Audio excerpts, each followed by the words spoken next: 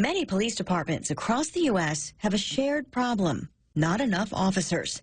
In one survey by the International Association of Police Chiefs, nearly 2/3 of responding departments are reducing services or specialized units to meet patrol needs.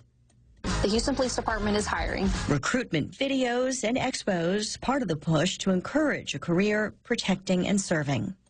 Whether you're seeking adventure, stability, or the chance to make a positive impact, HPD is where you belong. Houston's among the large departments that have been hundreds of officers short. The Baltimore Police Department also launching a new recruitment campaign recently as an ongoing shortage fuels concern about overtime. If they are short-staffed and they're exhausted, the citizens are not getting the quality of policing that they need and that they deserve. National Police Association spokesperson Betsy Brantner-Smith tells Fox 45 it can take longer to respond to calls and to solve crimes.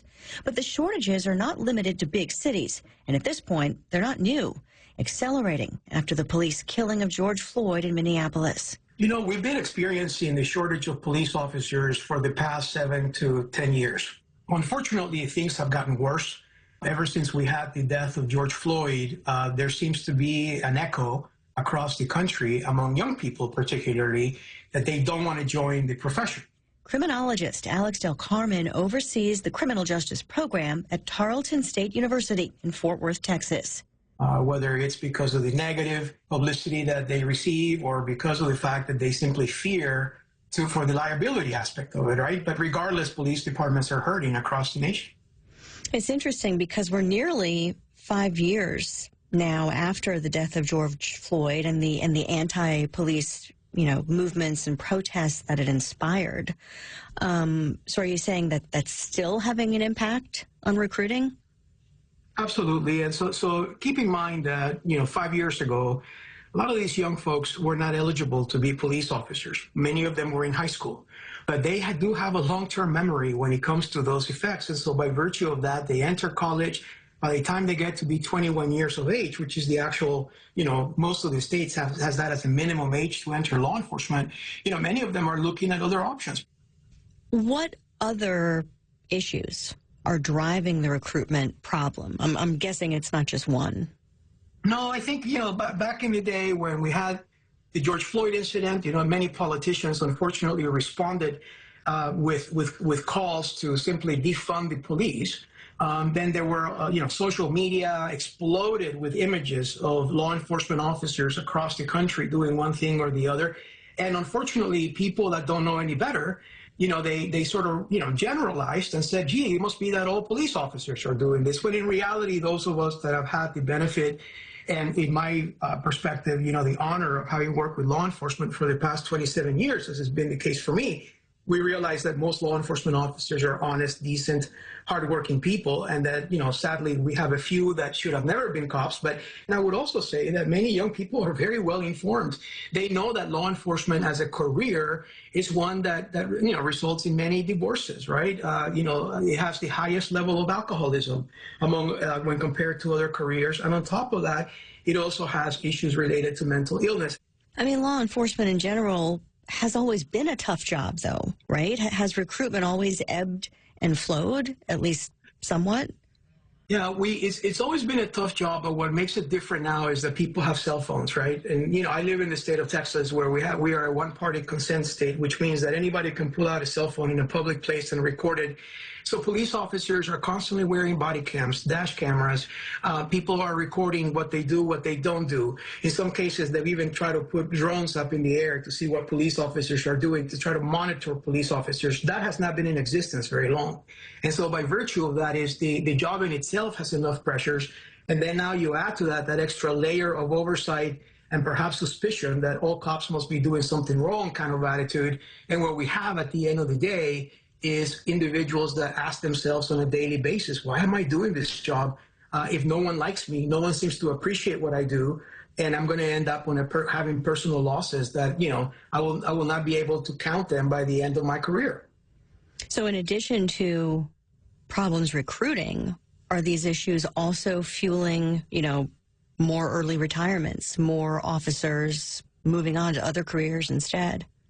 No question. You know, I've trained in 27 years about 15,000 police officers and every chief of police in the state of Texas. And I can tell you right now that police officers call me all the time and tell me, I'm 27 years in, I got 3 more years left, but I just can't take it anymore. Or in some cases, you know, I'm making a decision to retire at 20 instead of 30 because of the fact that, you know, I think that I can go and work for a technology company, get paid more money, and not have half the stressors that I have right now. It is truly an epidemic. We're losing a lot of brain power in law enforcement right now, a lot of folks with experience, and we're having young people enter the law enforcement profession without the guidance and mentoring that that generation had, you know, from the previous one. Wow. So not enough new officers coming in, not enough older officers staying to help offer their guidance to the new officers who are coming in.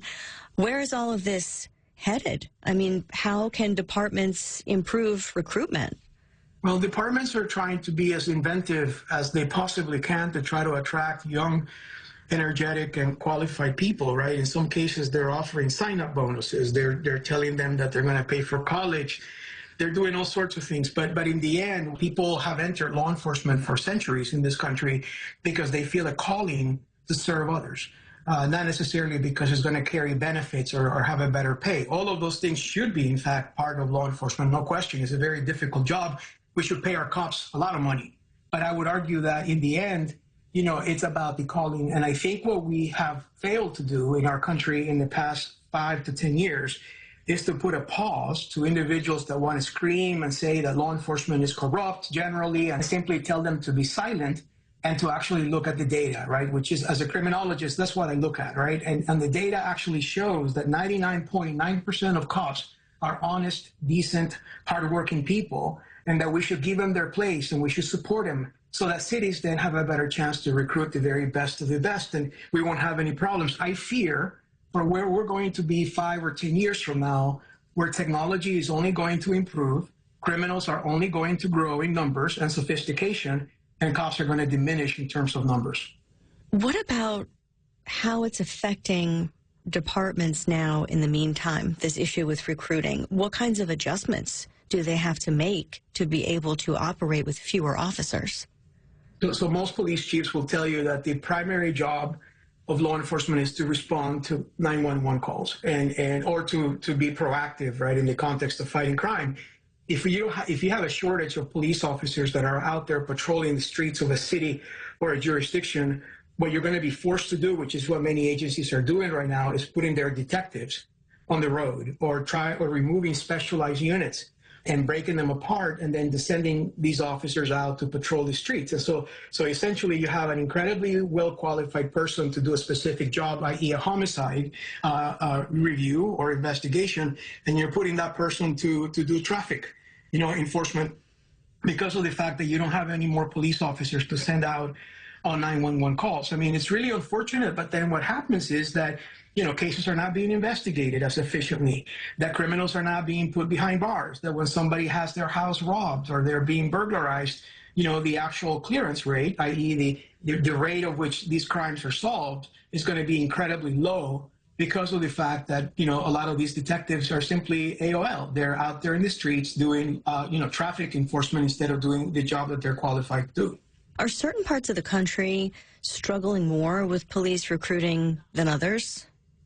We've actually looked across the country, and we've seen that in large municipalities, large police departments tend to make, you know, have a way to sort of address, even if it's a Band-Aid approach, to the shortage of police officers. And what they do is they simply, like I said before, they move people around. They may get someone from support to do something else, and then they figure out a way to do it. You know, what's really hurting law enforcement right now, and the population within law enforcement that's hurting the most, are those that are from small municipalities that cannot compete with the bigger municipalities as it relates to bonuses or pay. Well, most young people that are 21, 22 years old are likely going to gravitate towards those police departments that give them the most benefits. And so those very small police departments are really, really getting hammered as it relates to lack of personnel, lack of funding, and the inability to do their job. How much does this affect response times? Do we know? Significantly. If you don't have anyone that is going to respond in a timely manner, especially on the critical calls, right? When somebody's calling 911 because they have a knife to their throat, or when somebody on a domestic violence incident, if that officer is delayed, by 3 or 4 minutes, that could be somebody's life, right? And it's not that the officers don't want to respond, but it's just that there's no one to respond to that incident because they're responding to yet another, attempted murder or another violent attack somewhere else. In some police departments, and I've seen this in the past few years, which is incredibly alarming, you have large jurisdictions that are being patrolled by one officer in one patrol car, during the night shift. I mean, can you imagine if this officer gets into some sort of an altercation, he or she has no one to call for backup. And if they show up for backup, it's going to be 45 minutes later, which obviously is going to be too late. What would it take for you to maybe feel more optimistic, for lack of a better word, about the recruiting picture in the U.S. going forward, and also for morale to improve? Because it sounds like that's probably still an issue. 5 years after the big protests of 2020. I think we need to change the narrative, right? And I think media, like your specific outlet, social media in particular, we need to start changing the narrative as to why do people want to be police officers, right? To change the minds and hearts of those that perhaps are misinformed or just don't have the right information. But I also think that cities, municipalities need to step up, and they need to simply say, look, this is a really tough job.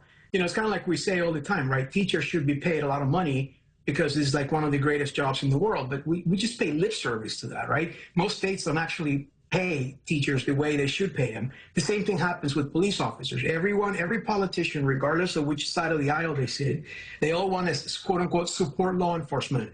But in the end, how many of them are actually willing to give up, their salary increase 1 year in order for that police department to hire 3 or 4 police officers? How many of them are really willing to give police officers the capability in terms of technology, which costs a lot of money, in order for them to be able to do their job more effectively?